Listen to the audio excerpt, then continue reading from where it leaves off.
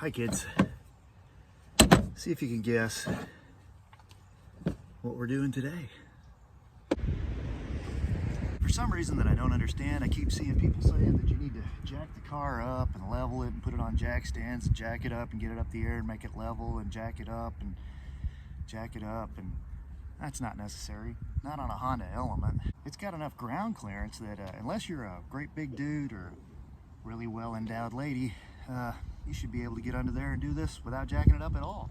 You do need to make sure it's on fairly level ground though. So let's take just a little bit closer look at what we're going to need to do this job. Here's your 3 quarts of oil. You're going to need a 17mm wrench for removing the fill plug and a 3/8 ratchet, which is all that you need for removing the drain plug, because this actually fits on the drain plug itself. The last thing I've got is this giant turkey baster. This is my homemade 2-liter drain bucket. This is going to allow me to look at the oil and see if it looks like it has any like metal shavings or contaminants or anything like that in it. And it also ends up giving me a cool little funnel. If you ever find yourself in need of a funnel, go drink yourself a 2-liter. If you're wondering where it is, there's our axle, which take a look at that, guys. There's a project we'll be doing soon. My sensors broke loose. We'll need to fix that.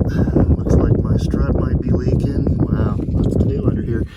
So anyway, find this axle, come straight across. See that hole? That plug that we're looking at right there is the one we're going to take out. That's the fill plug. We'll take that out first.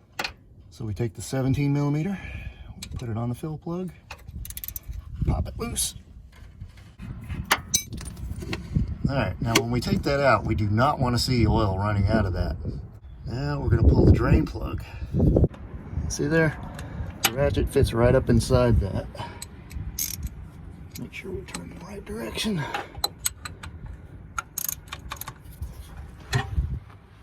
All right, break that loose.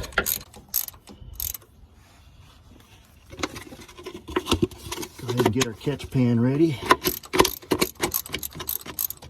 That plug out of there. Whoa, there we go. Looks pretty clean off the top of my head here. Doesn't look bad. What I'm curious about is, do we actually have 3 quarts in here? All right, we've reached the point where it's just barely a drip, so let's go ahead and pull this out, put our plug back in, and refill it. The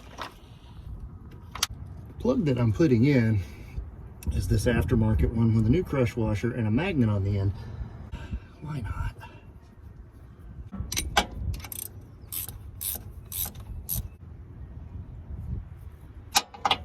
Now, if you're wondering how the giant turkey baster plays into all this, well, you're about to find out.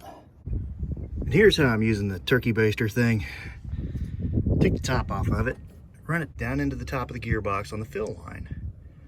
Then I put it up here and basically use it like a funnel. I can see how much I'm filling it with. Why am I doing it like this instead of the way it was designed to be used? Well, it takes 100 years if you do it the way that it was designed to be used. That syringe is also handy for stuff like sucking fluid out of your brake reservoir or your power steering reservoir. It's got more than one function. It's a handy little thing to have sometimes. All right, that's the end of the first quart. Let's go for the second one. A little bit at a time, a little bit at a time. This can be a bit of a slow and meticulous process. While we're waiting on the funnel to clear, it's a good time to check the oil and all the other good stuff under the hood. Oil looks good. Coolant level, that looks right. I need to do a drain and flush on that at some point.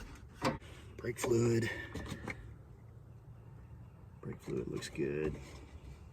All right, let's add some more oil.